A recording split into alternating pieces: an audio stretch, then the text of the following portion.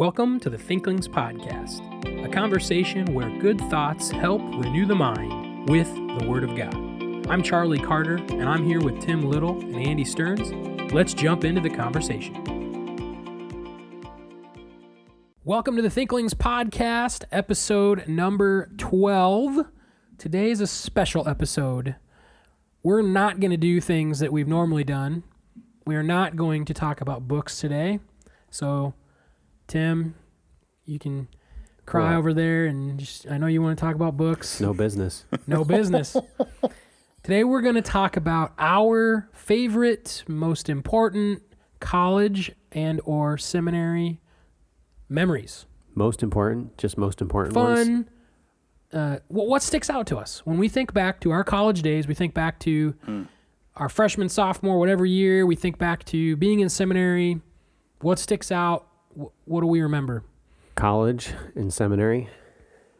That's all you remember? You remember college and seminary? That was a long time ago, Charlie. Okay, yeah. So for me, I'm right around 10 years away from my freshman year of college. You got to add a decade. And it's more for the other guys here. My freshman year was 2000, 2001. So we are literally, this fall will be 20 years for me from my freshman year. That's unreal. Your face, you look like you've seen a ghost. It doesn't, I don't know why. It just doesn't seem like you guys are that much older than me. It's the immaturity, Charlie. Okay. Horrendous. That's very exalting for me. I guess I don't know. Actually, you may not be that mature. We could all be in the pit. Might have descended to your level. Okay, so who wants to go first? Stearns, you go first. Give us something. Okay, so I remember, you know those times where you don't realize you're breaking a rule, and you're breaking a rule. So I'm coming into one of my 7 a.m. classes, and I hadn't shaved, and Pastor Ben Hartwig's sitting next to me, and he just looks over at me, and he does the rub your face like your chin, and he's like pointing out that I haven't shaved, and I'm thinking, was he an RA at the time? Well, see, that's where the story goes. Is I didn't know he's an RA, so he just kind of strokes his chin a little, and I'm thinking, why? Okay, yeah, Ben, I forgot to shave, and he did this every day for like 2 weeks, and I'm thinking, why every day, man? And when I don't shave, he notices, and it's just the weirdest thing. And then the student comes up with this slip, and he's like, "Okay, I got this done. Does that mean?" Like, is this the fine now? And Ben's like, oh, yeah, that'll be what it is then. Yep. Or what? Some little thing. And I realized, Ben's an RA. And so I'd been literally like not in college procedure. I wasn't shaving right next to the RA. So I remember that was pretty dumb. So I didn't get fined, though. He was super gracious. And so I learned that people are gracious, and it's a I have a very similar story to that. It's actually my first day as a freshman at Faith. It's a very embarrassing story on multiple levels. I walked into Benson for lunch. I just finished my first day of classes. At the time, it was Dean Lance and Dean Sean, now Pastor Sean and Pastor Lance, he is my pastor currently at Maranatha. And I was like, I'm going to be like the teacher's pet, you know? I'm going to get in the good graces of the deans. I'm going to sit with them. So I went up, I got my tray, got my food, I walked it over and I sat the tray down. I went back to get a drink. And what had just happened before I walked in is that they had mopped the floor. But they did not put a wet floor sign out. And so all of the floor by the drink machines was wet. And I walk over there, I just got this confidence, like I'm just going like full stride. And I biff it. Oh, no. And my whole left side is now like very tangibly soaked. Like, it's all wet. Like, my khakis are, like, you can see it. And I'm like, I'm okay. And I get up, I get my drink, I go back and I sit down. And I'm just like, whew. And Dean Sean, he's got this stare. He's staring at me. He's, like, squinting, and he's, like, looking across the table. And I'm expecting something like, are you okay? And he, squinting, leans forward and he goes, Mr. Carter, did you shave today? Are you kidding? And I had not. So good. I had not shaved. I'm like, oh, no. And he's like, Make sure you take care of that for tomorrow. I was just like so, and I'm great friends with Sean. There's no, I don't know why I remember that, but it's a shaving story. Oh, that's so good. For those of you who aren't familiar with our particular Bible college, we do have a rule. We had a rule then. It's different now that men had to be clean shaven. Well, I mean, I guess both genders should be clean shaven, but there's no rules about beards for women. There are beard rules for men. There were at the time. Horrendous is right. So about you, Tim? Memories. So Bible college, I went to college in 1998. So that's before both of you. I'm past my 20-year anniversary. Did you graduate high school in 98? I did. Yeah. So we graduated the same year. You took years off. I did a community college year and then a full-time work year. I went to Practical Bible College. It's now called Davis College, and I kind of killed myself. In there and pushed through the degree.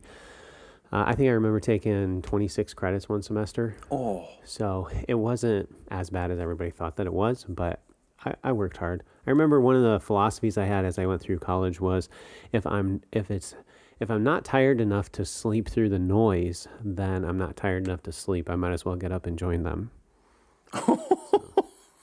We had a lot of fun. There was wrestling in the dorm and video games pretty late, but sometimes the studies didn't begin until 1 or 2 at night when people were starting to fall asleep. So we're living in the era of, well, okay, I guess I'm even a little bit removed. When you say playing video games at night, kids today are expecting maybe like an Xbox One, or I guess there's new consoles coming out, or like some League of Legends, Fortnite, something like that. What was the console or the system and the games that students played in 1998? Oh, no, we weren't playing consoles. We actually created a network in the guys' dorm. There was not yet a network. Okay, so I know you guys can't imagine a life without the internet, but there wasn't. And so I literally brought my dad's drill home and without permission drilled holes through the walls of the dorm and ran Ethernet wires through the dorm. And we wired the dorm. You're literally doing the job of the IT department. We did, actually. And I actually worked for a little while I was there, I worked for the IT guy. He didn't care. And but it's like cinder blocks and stuff that we were drilling holes through. And I had a 16-port hub with a Linux server. One of the guys did Linux. We actually had quite the system. We had a shared drive and had a little mini network. And the main game that we played was Unreal Tournament. Oh man, Unreal! That was a game. What is that? I've never heard of this. It's a first-person shooter. First-person shooter. First-person shooter. What was it, like a predecessor to something, or? The engine, the Unreal Engine today. I'm a bit removed from the gaming. That engine is still pretty common in a lot of games. It was groundbreaking at the time, so. Especially when you're coming from the Super Nintendo and the Nintendo 64 and all that. So I played way too many games in my high school and college, and even seminary years, and so that was part of the refining process, which God shaped me. Actually, on that note, Dr. Little and I did a THM at the same time at Central Baptist Theological Seminary. This is an embarrassing story. We went up for class, and we brought Tim's Xbox with us, thinking that at night we wouldn't have anything to do when we play video games. And we didn't have this one. We had this one assignment sort of done, but we didn't really understand it. And we thought, we'll just play video games tonight, and it won't be that big of a deal tomorrow. Tim, how would you describe the next day of class? Like, what words would you use to describe how well it went? I think that was harder. It was not. Yeah, we didn't know what we were talking about. We just kind of just merciless destruction. we realized we needed to keep our mouths shut and just try to survive the day. The book was so confusing that one of us said, they probably just assigned it because they haven't read it and they wanted us to read it. And so we thought, oh yeah, someone's going to read it. And we showed up and every professor in the class had a copy and knew it really well. And we knew we were in so much trouble. It was the kind of book that you literally had to parse out the sentences to follow the sentence structure and the argumentation. So it was only like a 150, 200-page book, but it was something that you needed to study, not just read. Okay, so I did a quick Google search, and I knew I had heard of Unreal. I knew I'd heard that before. Still looking up the game. Give me a break. No, this is a huge development in gaming. Yeah. Because it used to be that you would pay like a yearly subscription to use the engine, and the creator of the Unreal Engine eventually decided to go away from that and make it like a free platform for people to create their own games, and that he would get royalties from a game after it made a certain amount of money. And he hit the mother lode because it's the same Unreal Engine that created Fortnite. Oh, so that's And so even like someone today. developed using the same engine, and I don't know who, but Fortnite is by far the most famous game now, today, in 2020 with Unreal Engine, I would assume. But yeah, so that did, I knew I had heard that before. But anyway, so another memory. I've got a memory here. Go for it. And so I have to mention one of the best things about college. You guys just mentioned you were in your THM together, and the best part about going through college is the war stories Yep. of, the war stories. I mean, maybe that's a little insensitive, but you're going through all of these struggles in classes with people.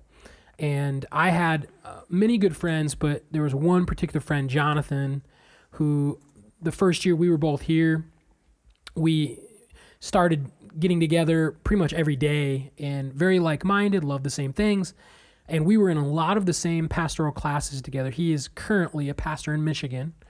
And I just remember we were both in Andy's Greek class in 2011. First year I taught it, yeah.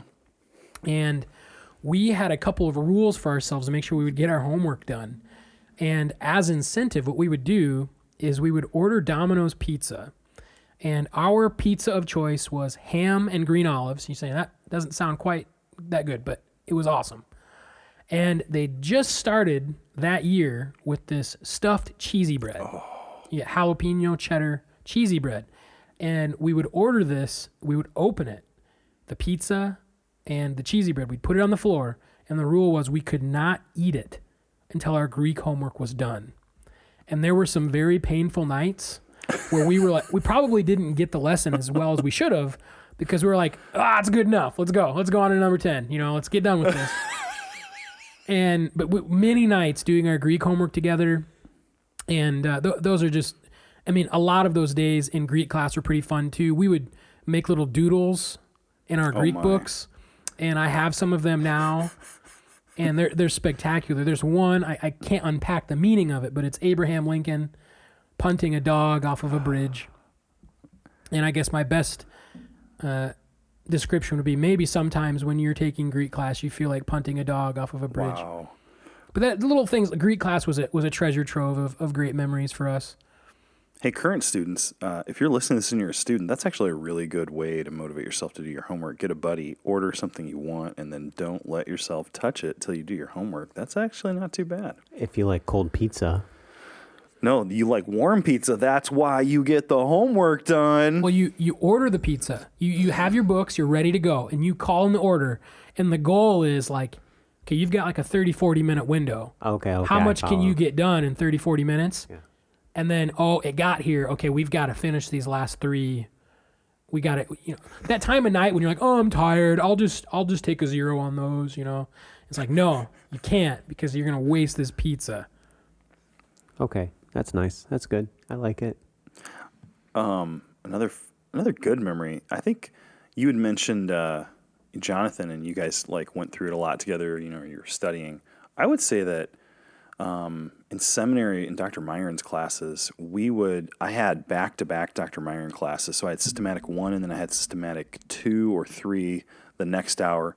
And so, man, you made it through the first hour, and you got this 10-minute break. And so me and a couple other guys would blast down to the Casey's, but it used to not be Casey's. It used to be called a Handy Mart.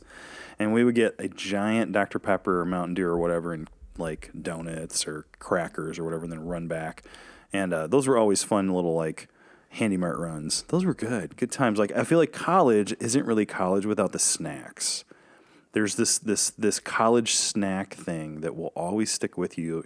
You see those packaged crackers or those pops and the sodas and the foam cups at the gas station. You just always remember, for you, it's the Domino's cheesy bread. Tim, I don't know what it is for you. Broccoli when you were sick, or I don't know. What? Tim used to eat. Well, yeah, Tim. What was your cure when you were sick in college?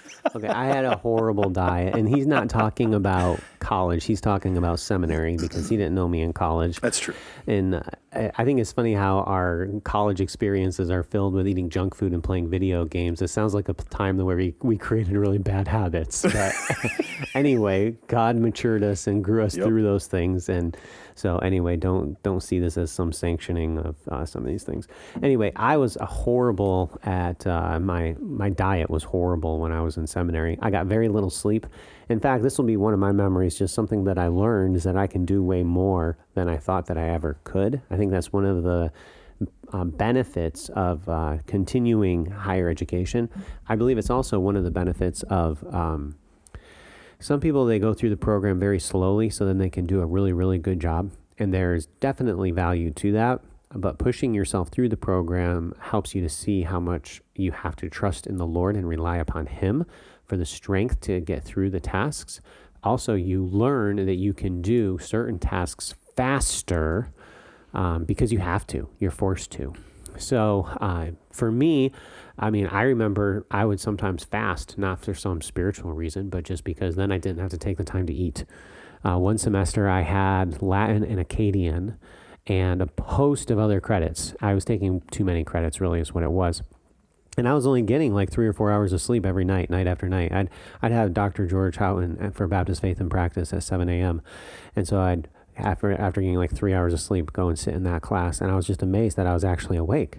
And I really think that God just gives strength. I mean, I'd sit there and I'd look at the back row and like everybody's zonked out. And I'm listening to him. I'm like, man, he's really giving good stuff. And I don't know why I'm awake and they're sleeping because I'm guessing I got less sleep than they did. But I really think that God gives strength to get you through those times. And that was one of the things that I learned. And because I ate so horribly, my spaghetti, I'd make a big pot of spaghetti and then stick it in the fridge. And I'd have spaghetti like 3 or 4 times during the week. Spaghetti's not the best meal, by the way. It's nutritional values not very high. Ramen soup, not very good nutritional value.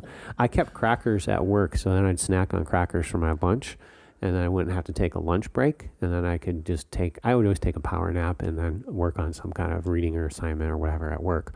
So that gives you an idea what my diet was regularly like. Horrendous. And so when I get sick, what would I do? Broccoli, man. Protein, broccoli. Yeah, you're serious. You would just straight up eat broccoli. Yeah, just buy some broccoli and various other veggies, whatever. They'd give me the nutritional value. Oranges. Raw? Yeah, raw broccoli. It's good. My goodness. I like raw broccoli. Raw broccoli is actually really good. Oh. Yeah, it is really good. I like it. And actually, broccoli is a superfood. Did you know that? It's actually super, super healthy. So you actually were onto something, even though we all made fun of you for walking around with your giant head of broccoli. I was exactly the opposite. When I got sick, I had a philosophy, which is wrong. This podcast is horrendous. Give your body exactly what it wants. It's sick. It knows what it wants. Listen to it. That was my philosophy. So if I'm sick and I'm like, man, I really want a Big Mac, I would go get a Big Mac. And if I was like, you know what, I really want ice cream, I would go get ice cream. Horrendous. Now, there were times my body was craving. There is something to be said about this. Like there's times when your body like really needs salt or really needs some nutrition and it will crave those things. And there were times when I was like, man, I really want something like a vegetable or salty, but that was my principle. And that just, if you're not trained in understanding your cravings, that's a really poor principle to operate by. But okay, so I actually have a health story that intersects with Tim here. So when I was in seminary, I was taking a medicine. It was a muscle relaxant. I had an injury. It wasn't really an injury. I had cramped, and we don't really know why my legs had cramped, but they did not uncramp that night. I went to bed with fully cramped legs, which if you've never had that sensation, that is super weird. You wake up the next morning, and my legs were tingling, like numb. Like when I woke up, I could walk. Everything functioned fine, but I couldn't feel anything. And so I was given a muscle relaxant to try and relax those muscles. And I'm in seminary. I'm staying up super late. I'm imbibing a lot of caffeine. And I think I might have had something else that was ailing me. And so I was taking some aspirin, Tylenol, that type of stuff. On one particular night, it's 3 a.m. I'm working on a paper for, I believe it was hermeneutics for Dr. Doug. And my heart, I thought I was having a heart attack. And I was like, well, I've never been in this position before. I was living up in Ames, which is about 30 minutes away from Ankeny. So my roommates were asleep. They were both students at Iowa State. And I just like, well, I'm not going to wake them up. So I drove myself to the hospital. And they're like, no, you're fine. It's just these two medications together really exacerbated some problems. And it's like, you felt this way. Well, you're fine. But from the ER bedroom, I took a selfie and I posted it in our Hebrew class's discussion. And the post was just, I'm not going to be in class tomorrow. And Tim was the teacher.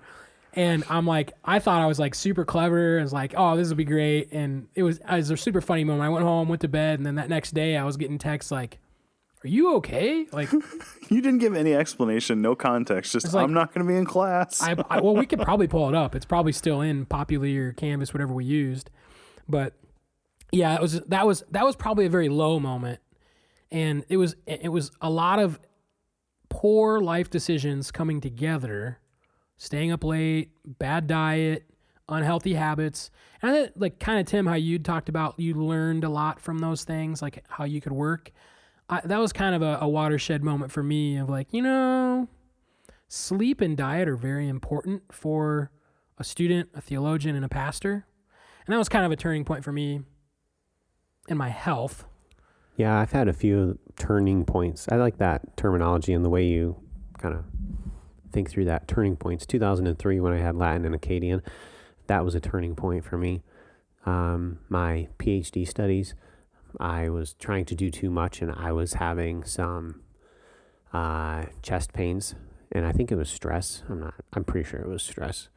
Just doing too much. That was kind of a watershed moment where I realized, hey, you know what? I need to rest. I need to have more time sleeping, and I need to drink less coffee. That was actually part of it too. Coffee. Yep, I've had to do that. I love coffee, but I gotta drink less of it. I used to go to Caribou Coffee, and this was Andy. This is you who Yeah. got me on this.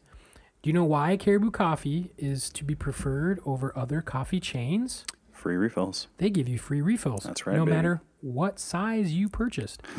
And I can remember going into Caribou Coffee, and 3 large cups of coffee later, my hands shaking. And I was like, wow, this is good coffee. Not recognizing that was a poor decision. Yeah, I only think I need 1 cup, and then my hands would start to shake. Maybe 2, and then, that's a problem. This is not about me, but I was teaching, so this is a memory about teaching. But there was a student in class one year in summer school, and it's like Thursday of summer school, and we're doing apologetics, and it's just a tiring week, 8 hours a day. And this guy doesn't drink coffee, but all his other friends in the class do. And so he finally turns to one student and says, hey, can you get me a cup of the coffee, whatever you drink? And so the other student puts like half creamer, half coffee in the cup. So he's, because if you don't like coffee, you're not going to like it. So this guy like pounds back a coffee. He's like, this is great. Can I have more? And none of us are paying attention. He drinks 5 cups, I think. He's never drank coffee before. And he drinks like 5 half cups of coffee with creamer.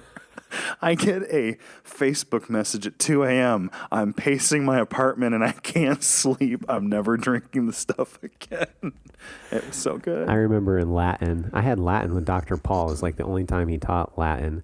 And we had, it was kind of a weird schedule thing, but we had like a module in the evenings, and we had pizza one night. Somebody was to buy Mountain Dew, and instead of getting like a 12-pack, they bought a 2-liter for each person. Oh. Right. Oh. That's not the funny part. The one guy chugged the thing. All of a sudden, he threw his bottle. I'm like, what the world? And he's like, oh, yeah, it's all gone. He drank the whole thing? He drank the whole thing. He like What in chugged the the whole world? thing in like half an hour or an hour. And I just like, craziness. He probably didn't sleep. I don't know. Well, when we're young, those things don't affect us as much as they do now. Like, if I Correct. was to drink, I take 3 or 4 sips of coffee now, it's in the evening, I wouldn't be able to sleep tonight. I know definitively that would not happen. If I was to drink, we've done this recording the podcast, I've drank Mountain Dew late at night, and that's, I know. Never good.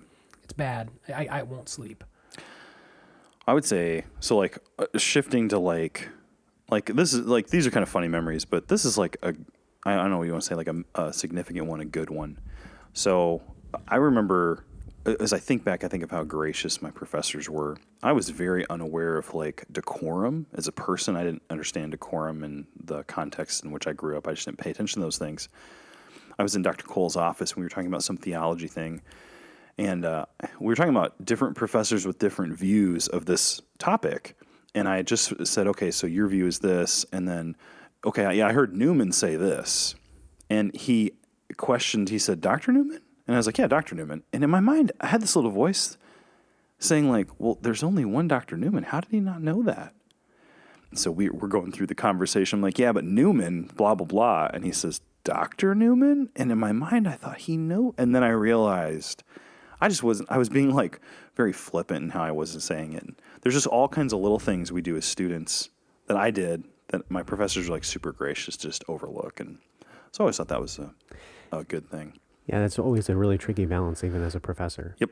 When do you bring out the hammer, and when do you be gracious? So that's, yeah. But there's always that time for grace where you want to be gracious, and as others have been gracious to you, we'd be gracious to others. Or like you go to ask a question, and then everyone in the class looks at you, and you're like, why is everyone looking at me? And you realize later that someone had asked it already, it had been answered, and you just weren't paying attention, and you feel embarrassed. So that's a good transition. We shared some like funny stories, and we could easily spend a couple of hours probably talking about fun memories, friends, things like that. Let's wrap this up. We've shared Tim and I both shared some like health lessons. Let's go. What was the biggest spiritual takeaway lesson that God imparted to you in your education? I probably think it's a very broad spectrum, but let's all come up with something there. I think I've got probably two. I'll start with one. I think that I remember questioning, like the professor will put forward a whole bunch of assignments you're going to do. And as a student, you can sit there and think, this doesn't make any sense. This is stupid. Why am I doing this? But I remember learning the lesson that you just need to trust the professor, even if you don't understand it, and do these things because they know these things, and they're doing this to help you. And so an example of that was Dr. Hartog III used to teach Old Testament seminar, and part of what you do in that seminary class is you walk through different dates of when people think Moses and the Exodus took place. And he talks about the liberal views that aren't right. And so a lot of people in the class, and I probably was on the border of being one of these, we asked this question like, I don't believe that. Why do I need to study this? This is a waste of my time. And so he's actually giving us answers on why those other views are wrong, but the rest of us are like, who cares? And so he shared the story that oftentimes you don't see the value of these things, but just watch. You're here in class, you've talked about it, and you won't be surprised that God might bring up this question. And sure enough, like that week, someone went back to their church, and someone in their church had a question they'd heard on some Discovery Channel show about the Exodus, and he was able to answer the question because of this. So there were multiple times where I think I could have questioned what my teacher said, but by seeing my friends respond the right way, I thought, okay, I need to do this. And in the end, it really helped me. There were things that I learned that I needed to know. So I think sometimes jumping to an assessment or a judgment right away, sometimes it's good to withhold that. And I think that was a takeaway from seminary.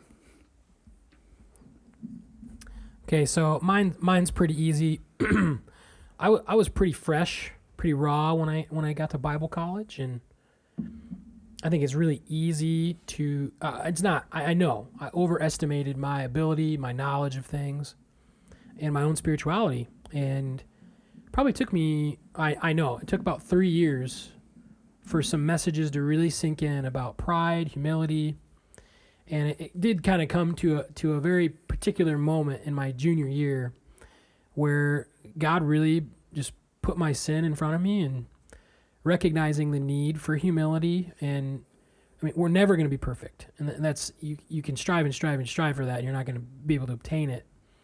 But I had not been really progressing in humility. And I had to recognize some faults very blatantly to some friends and coworkers. And that was very good for me. And it didn't fix things overnight, but it started a process that, had that not happened, when I'm a junior in college, I don't know if I would have gotten as much out of seminary that I did, because you need to have a recognition of what you don't know and that you're not at a high level. You have to approach it all with this perspective that I really know nothing. And that was very good for me, without getting in the details of the rules that I broke and all of that fun stuff. But anyway, so yeah, if I could summarize it, it'd be learning what humility really is, and how to walk in humility around other people. I'm going to hit on 2 Timothy 2:3. This is, I don't know about a theme verse or a favorite verse. I have a lot of favorite verses. It might be considered one of those. You, therefore, must endure hardship as a good soldier of Jesus Christ. When I went through Bible college, I wasn't a soldier. I was more of a participant, or, I even said I took like 26 credits one semester, but the credits weren't that difficult, and I was really good at getting the assignments done and making it work. And I played video games. I messed around. I wasn't a soldier.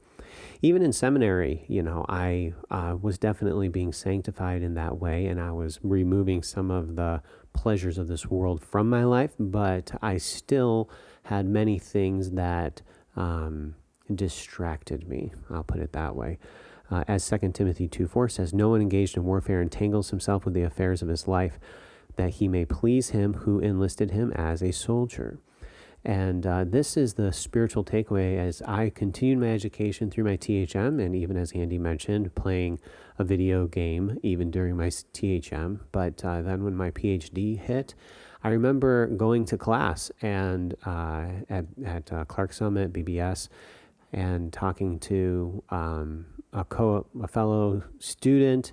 And, you normally just say, hey, this is what I do. This is what I do. And I'm kind of explaining my various responsibilities and the things that I do. And at Faith, everybody does like 2 or 3 different things. And so I'm just explaining everything. And then he just looks at me like, tell me you're single. I'm like, I'm married and I have 5 kids. And he just walked out the door and left. And I could see on his face like I was going to be the next spiritual casualty. That's what I saw. And I realized then too, as I kept removing things from my life and kept growing in this way and becoming a soldier and seeking to please the one who enlisted me, then the Lord gave me more responsibilities, more things to do, okay? And so that's the spiritual takeaway that I have, get the junk out of your life. You don't need that. And be a soldier.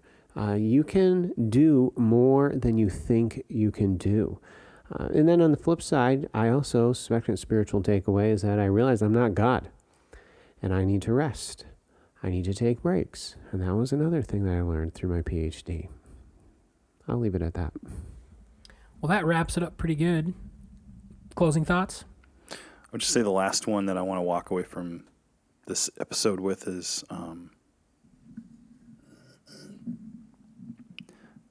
I think ministry friendships, there's something to be said about that. So, and I think, you're both nodding your head. So I've been to multiple colleges and I've done ministries at this one and one other one. And there's something to be said for being in the trenches with other believers doing the work of the Lord. And sometimes that looks like going through college and seminary together, where you're studying together, you're trying to grow together, you're trying to think about ministry together. Other times it's you're working together at a church, or you're both doing a ministry together. And it's not to diminish any other friendships. I'm not at all saying that. But there is something to be said for the kind of friendships you form in college as you're studying God's Word, you're learning to grow, as you're trying to figure out how to serve the Lord faithfully in a church one day as you grow up with your family in the church, and how can you help. There is a difference in those kind of friendships, and I don't know how to put my finger on it, but I think because the central point of that friendship was you're setting your mind on things above, that focuses the friendship on biblical virtues and biblical goals, and it's a different kind of fellowship. You partake and you share in different things, and I think when I look back at Bible college, that's what I think I remember. All my fellow students who I'm still friends with today, and those sorts of things. Amen. Yeah. Okay, so here's what we're going to do. We've been talking about our college experiences. Wrap this up for the listener, one of you, and like make just like this strong exhortation of like make it personal for them. Like they're making memories, but they need to grab the lessons along the way. Like make it personal for them. Put it in like second person for them. Like you are, just wrap it up. You need to delete the video games off your phones. That's one of the best things I did 5 years ago is I quit playing video games on my phone, and you'll be amazed how much more you can do for the Lord. Yeah, I had this one student, and he was not doing well, and I went and sat next to him, and what did he have? He was playing some dumb game on his phone. I'm like, come on, bud. And that's why, 2 Timothy 2, 3 and 4, you're a soldier, suit up. Thank you for listening to this episode of the Thinklings podcast.